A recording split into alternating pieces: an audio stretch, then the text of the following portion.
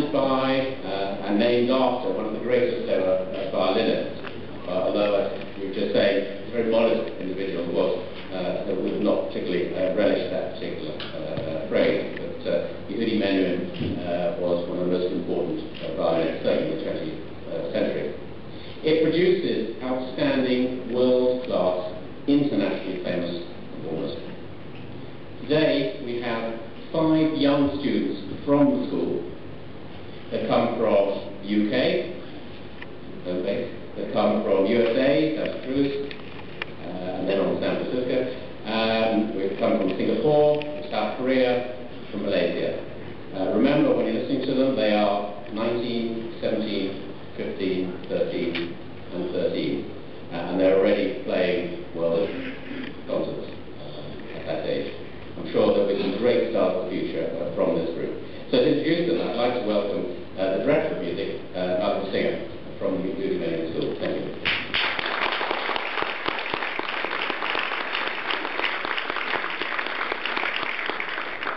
Absolutely, ladies and gentlemen, it's a privilege for us to be here. Our association with Andrew and his team goes back a long way. It's a very pleasant association. They keep us on the straight and narrow in terms of the way we run our school, and so it's lovely to be able to perform for you here today. For us, it's the start of our school year, so this is our very first concert of the year. We've just brought 5 students along, as Andrew said, to play for you. I'll tell you a little bit about the school as we go along between pieces. Just to say, our youngest students in the school this year is 8 years old, and we keep them till they're 19, some of them, till they're 19 years old. We are a tiny school. We only have 68 students. In fact, that's the biggest we've ever been. Normally we're 60 or fewer than 60. But there's a lot of talent out there, and if we can possibly accommodate them at the school, we do. We specialize in string instruments and piano, and recently, with a very generous gift from the Rolling Stones pop group, we've started teaching classical guitar.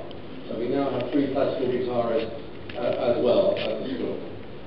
I just counted up, and this year we're about 50% British and 50% from all over the world, and in fact we have 23 nationalities from those 30 plus students who are not British.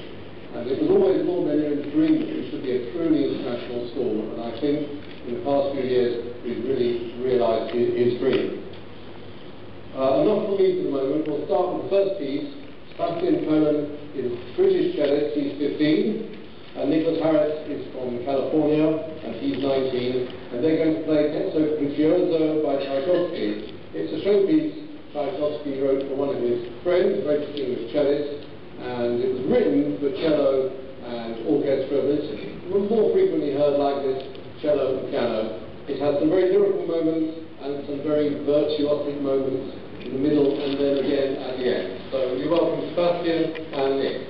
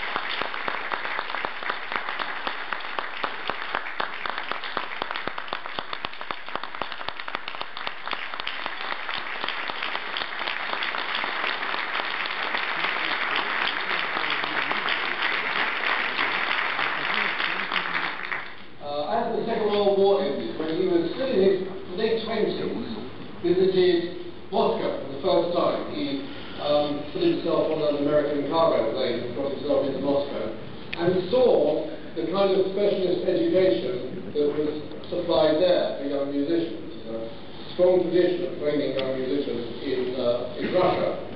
And already then he had a dream of founding his school. He spent half a day of his life at school.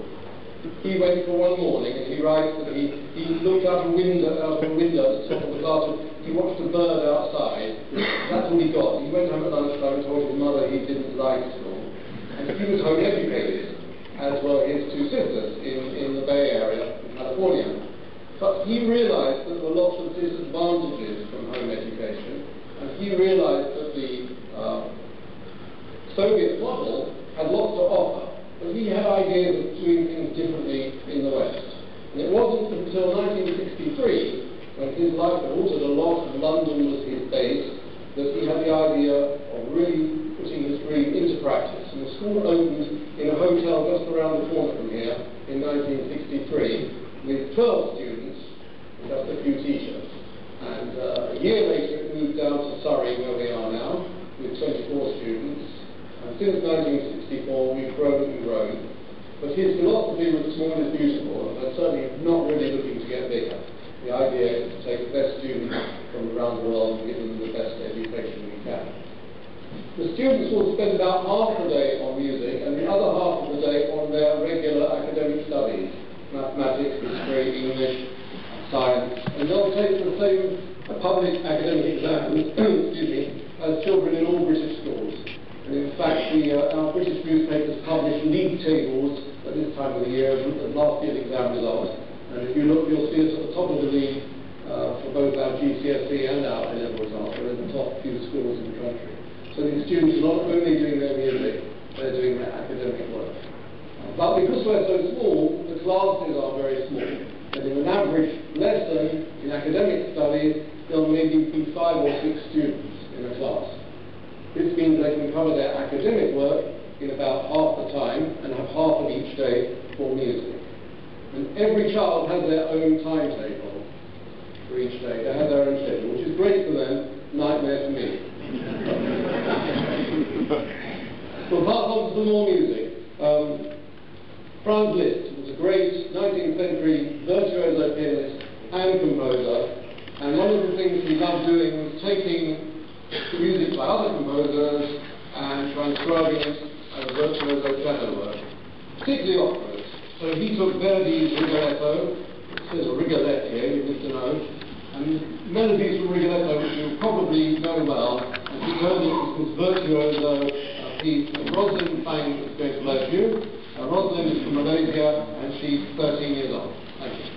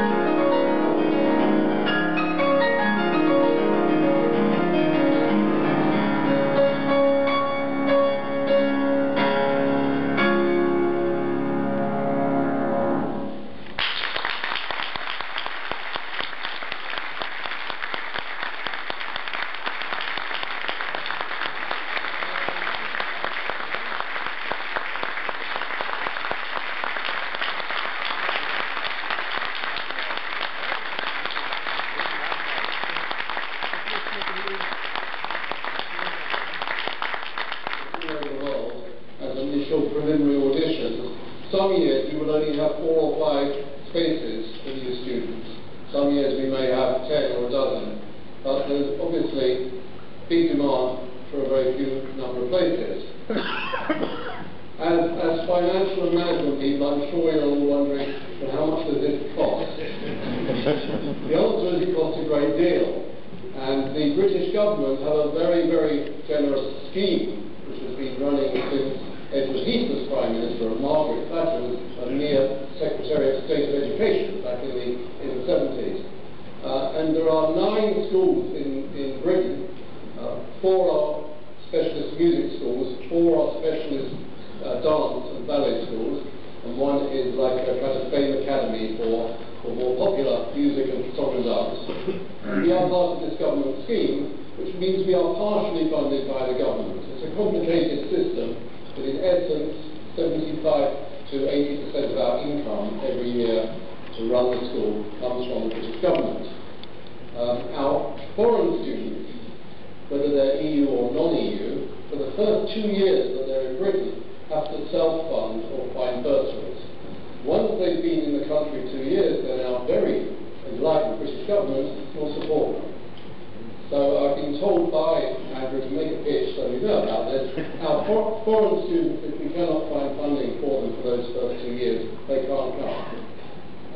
So it's very, when we're auditioning, we're only looking at potential, we're looking at talent, we're looking at the future, as you say. Once you decide you want a student, then we have to sort out the financial situation with our foreign students.